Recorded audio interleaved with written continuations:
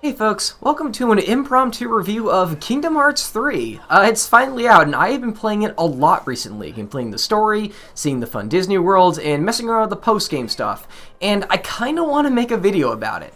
Not much effort will be put into this video, it'll mostly just be me rambling next to footage of my actual gameplay, because you can apparently do that now on PS4. So you can see how much of a trigger-happy magic user I am in these games. Oh, and this video will contain massive spoilers as well. Now, for those of you who only follow me on YouTube, you might not know this, but I am actually a huge Kingdom Hearts fan. In fact, one goal I personally have for this channel is to let's play every game in the series one day. As of now, I've only LP'd the original Chain of Memories, and despite being nearly a 4-year playthrough at this point, I still think it holds up pretty well. I bring this up just so you know a little bit about my background with this series. I am very familiar with the mechanics of Kingdom Hearts, how these games play, what makes a good and bad Kingdom Hearts game. I'm familiar with the story, as much as any sane person can be at least. Bottom line, I think I can give a pretty definitive answer as to whether or not this game is worth your time or not. So, let's go through the game world by world. So, Olympus.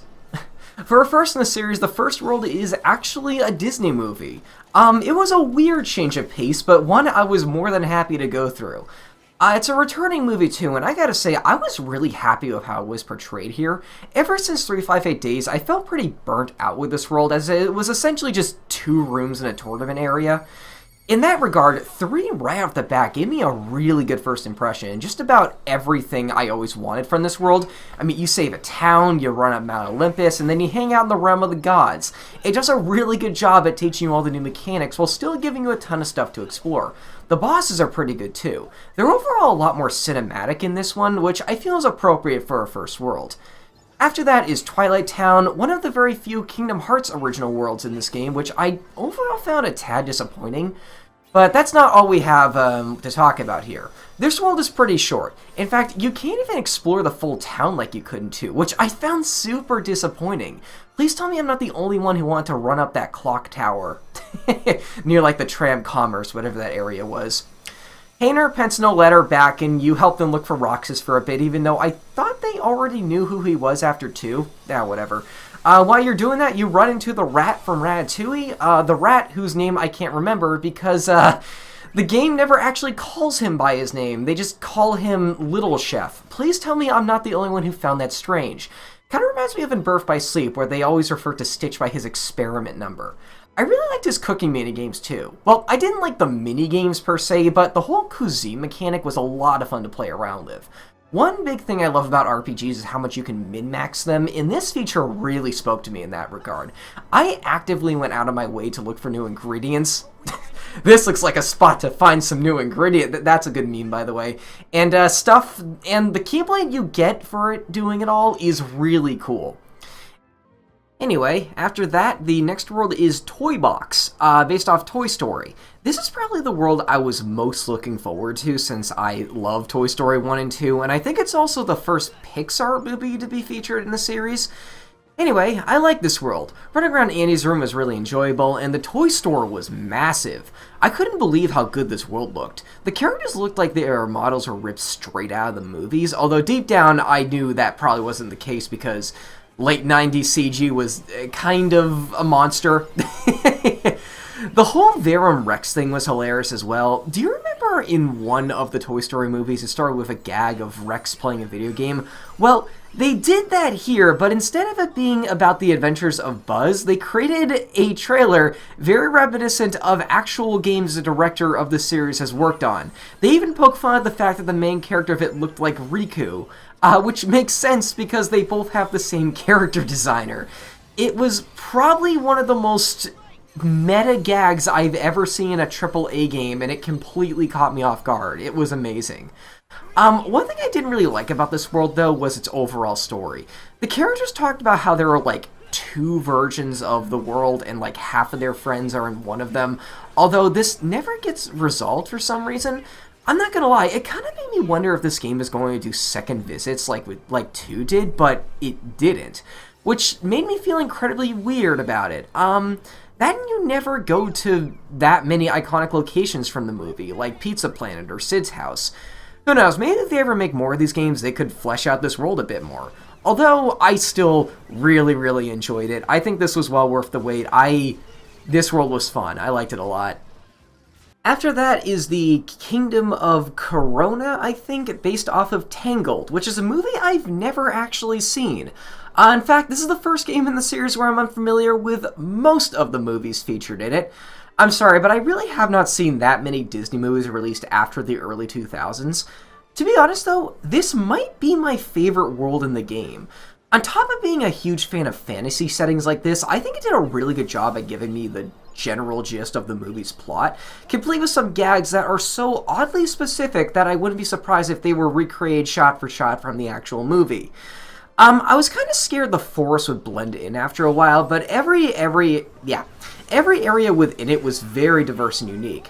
And it all accumulated in a huge town, which has like more NPCs in it than every other scene in every other previous game combined. I'm looking at you, guests who were just starting to enjoy themselves from the Cinderella world. The dancing minigame in this town may be one of my new all-time favorite minigames in this series too. Oh, and Marluxia is back, and he's just as fabulous as ever. I love his Reaper Nobodies. I've always wanted to see more of these guys get their own minions like this, and this enemy did not disappoint. The Nobodies have always sort of been my favorite faction of enemy in the series anyway. The boss of this world was super fun too. So overall, this world was amazing, and it actually made me kind of want to go see Tangled now. So there we go. After that is the Monsters, Inc. world. There were some aspects I didn't like about this one, but overall, I still thought it was a really cool world. The first thing that struck out to me was, oh my god, the Unversed are back! We haven't fought these things in ages, and it was so cool seeing them in HD. They even they're even kind of plot relevant too, because, you know, of course the monsters made from negative emotions would spawn the world where making children scream is an actual energy source. Unfortunately, though, this is the only world they appear in, or at least the only world new ones appear in. I kind of want to see more after this one, but whatever. When I got to the door vault area, I'm not gonna lie, I actually got a little concerned that the game was going to make a Lost Woods kind of area out of them, but that fortunately wasn't the case. I really wanted the game to explore more parts of this world, however. I actually wanted to explore the city of Monstropolis, and not just the factory, but whatever. My absolute favorite part of this world, though, was the ending. The boss was a real spectacle, and may actually be my favorite boss in the game, actually. And that ending scene where Sully banishes Vanitas to the Door Realm was legendary. Disney characters straight up dunking on Kingdom Hearts villains like that does not happen often, and it was frankly hilarious. After that is the Frozen world, which is a world I found a little disappointing, to be honest. Now, like with Tangled, I've yet to see Frozen as well, although I really don't think this world did a good job of portraying the Disney magic regardless and giving you kind of a rundown of what the entire movie was about. I think my biggest problem with this world was its scope. You spend basically the entire time on the one mountain. I'm not sure if Arendelle is the name of the town from the movie or something, but I really wanted you to actually go to the kingdom itself. The villain also has like 10 seconds of screen time, I'm not even kidding, and you get the world's party member like 5 minutes before it ends. It just feels very rushed. It does have its moments though. I actually really like that ice maze, although I'd expect most people didn't. I don't know, I just kind of like sections like that. And Larksin's new ninja nobodies are a lot of fun to fight. Again, I love nobodies, and I'm so glad that Square made more for their returning organization members. So yeah, those are my thoughts on Arendelle.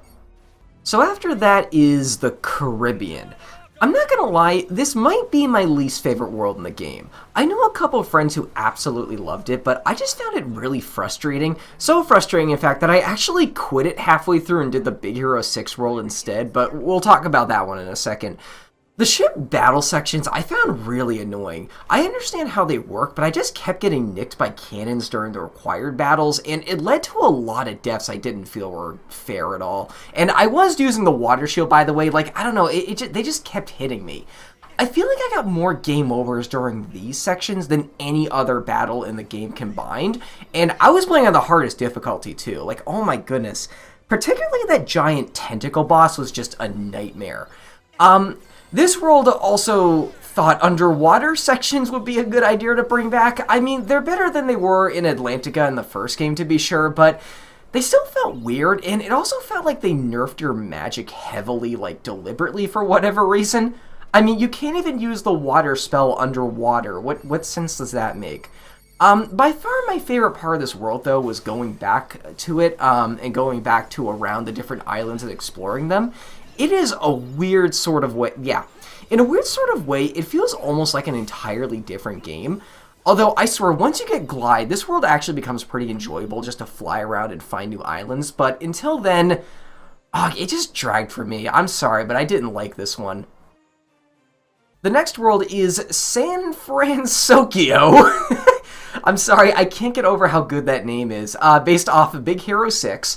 Now, this is a world I was actually looking forward to, and the reason why was because while I've never actually seen Big Hero 6, I knew it took place in a massive city, and I was kind of curious as to if Square would try and recreate that, and I was not disappointed. Tangled may be my favorite world in the game, but this was a very close second. The pacing was good, I liked the bosses quite a bit, and I really enjoyed the return of Replica Riku. He's actually something I was really looking forward to in this game. And kind of like with the Pirate World, this one is even more fun once you return to it with Glide. Just, oh my goodness, it is so much fun just running up buildings, gliding over skyscrapers, and looking for treasures and monsters to fight. You know, while we're on the subject of this world, I want to talk about a little bit of a story regarding me in this game. So occasionally as I was playing, my mom actually watched me play. She typically doesn't since she's not much of a game guy, but I guess since this was Disney, she got curious about it, and like, she knows what movies I have and have not seen, and I think she's now on a personal mission to make sure I watch every movie from this game I'm not familiar with. Like, a couple days ago, she had my dad go out to the library and pick up Big Hero 6, and we watched it that night. It's a fun movie. It's pretty much exactly what I expected. Just a fun, rompy superhero movie that you can tell the devs had a lot of fun animating, and I'm kind of happy I know a bit more context to this world now, too. So, thanks, Mom. And then, I think that's the last Disney World in the game, actually. After that, a ton of plot stuff happens, including getting Aqua back to the good guy side, and turning Castle Oblivion back into the Land of Departure. That was a cool cutscene. And then we have the Keyblade Graveyard. The Keyblade Graveyard. Now, this is a world I've always had very mixed feelings about. Its Birth by Sleep incarnation may be my least favorite final world in the series, actually, since it was essentially just 3 rooms and a boss fight. The same 3 rooms, I might add, as all 3 characters. Birth by Sleep had some repetition issues. And for context as well, my favorite world in the series is 2's incarnation of the world that never was. Like, that world in and of itself was just an adventure. This final world, I'd probably put around the middle in terms of how much I enjoyed it. The cinematics were amazing, and I feel like it gave a very satisfying conclusion to the series' monster of a plot. Although, at the same time, I felt it lacked the length to feel like a grand trial before things wrapped up. Like, as an example, I hated how boss fights were handled here. Xehanort had a brand new team of 13 minions, and I was excited to fight each and every one of them. But the game then has you fight 3 at a time for some reason. No, you don't do that. One of the reasons the organization member fights were so fun in 2 is because you fought them on their own. They were personalized, they were refined, and memorable as a result. Here, however, it's just a cacophony of attacks I may or may not recognize from previous games. Like, it just felt very rushed. Also, I felt this world missed some huge opportunities to show some fan service to KH fans that they would absolutely love. Like, for example, do you have any idea how much fans would have freaked out if, like, Axel or King Mickey joined you as a permanent party member for this world, kind of like Riku did in 2? Or how about Kairi, who, once again, is demoted to just damsel in distress because... why? Square built up her training for like half of this series, and it all accumulates into her getting kidnapped by Xehanort, and then getting stabbed, and then having to get saved by Sora again.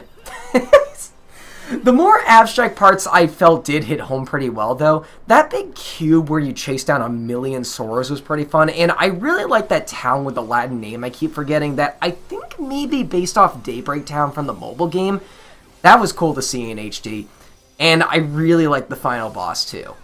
Oh, hold on a second. As I was uploading this, I remembered that I completely forgot to talk about 100 Acre Woods, so I'm going to shoehorn this in here right at the very end.